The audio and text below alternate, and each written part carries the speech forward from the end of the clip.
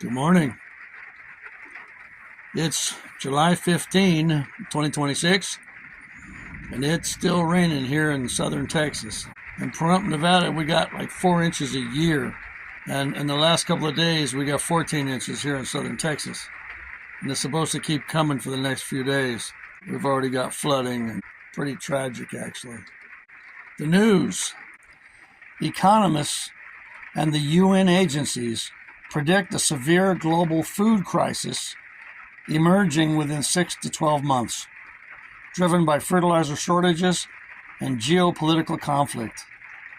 Fertilizer flows through the Gulf are blocked, forcing farmers to plant with fewer inputs or switch to less productive commodities. Couple that with the El Nino event in 26 and 27, which is expected to cause droughts and floods, which we're experiencing now in Texas, potentially reducing global agricultural production by 14.3% and driving food prices up by 10 to 50% for core commodities. We're lucky here in America. We may only face higher prices rather than absolute shortages. Lower income countries depend on imports, face acute hunger and famine risks, with hundreds of millions projected to face high levels of food insecurity. And I imagine even starvation in some countries. AI data centers seem to be in the news quite a bit lately.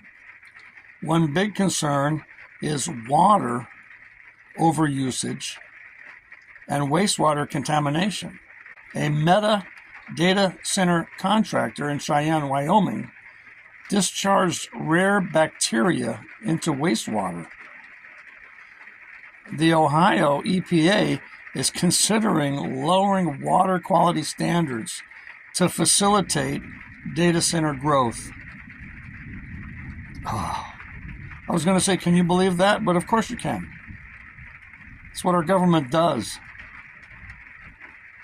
The media doesn't talk much about this topic because of their advertisers' connection to large data centers. Political leaders are supposed to serve, not take kickbacks and get rich in office. After President Donald Trump recommended her for the temporary position, South Carolina Governor Henry McMaster appointed Lindsey Graham's sister, Darlene Graham Norden, to serve the remainder of his Senate term after his death Saturday. Graham Norden will finish her brother's 6-year term, which ends January 3rd. I hope I said her name right. Supreme Court Justices Amy Coney Barrett and Elena Kagan will make a rare appearance before Congress to seek millions of dollars for increased security, citing threats against the judiciary for federal judges. There was a 57% rise in security incidents of significant concern in fiscal year 2025. It's interesting how politically radical our country is becoming. Amy Coney Barrett has actually had I forget what they call it, where someone calls in a false SWAT situation and SWAT shows up at her house. Of course, she had federal security that informed SWAT that it was a false alarm. I guess they call it being swatted.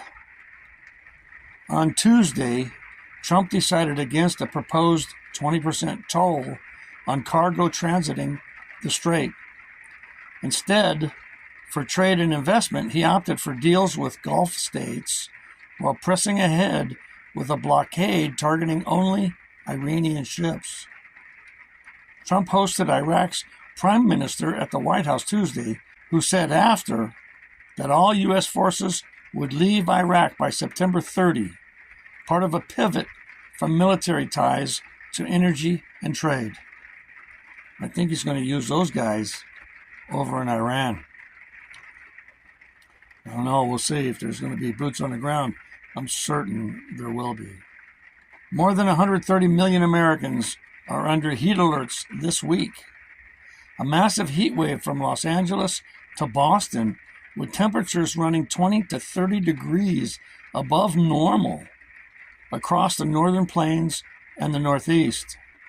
Salt Lake City hit a record 109 degrees Sunday. Billings, Montana reached a record 111. Boy, those people are not used to that. More heat is coming. It will peak in the Northeast today, Wednesday. At the same time, parts of Texas are expected to receive 10 to 15 inches of rain and face flash flood threats this week. That's happening right here in my area in southern Texas. We've already had that much rain, and it's expected to go a couple of more days. Flood rescues from cars have already taken place. The bill, called the Sunshine Protection Act, to make daylight saving time permanent nationwide, passed the House yesterday by a vote of 308 to 117. The bill moves now to the Senate. If it becomes law, states could still opt out. That'd be messed up. It's really messed up when one state and a bordering state have different times. I don't know, it's just weird. Health and Human Services officials reported over $5 billion in expected fraud recoveries and projected savings over 6 months. It sounds to me like they want credit for what citizen journalists have been uncovering. Michigan health officials have tagged lettuce and salad greens as a potential source of the explosive diarrhea outbreak. I guess that's a pun. Explosive diarrhea. Though no specific grower or supplier has been identified as of yet. Wish me luck with this flooding stuff. It's still raining out there. I don't know if you can hear it.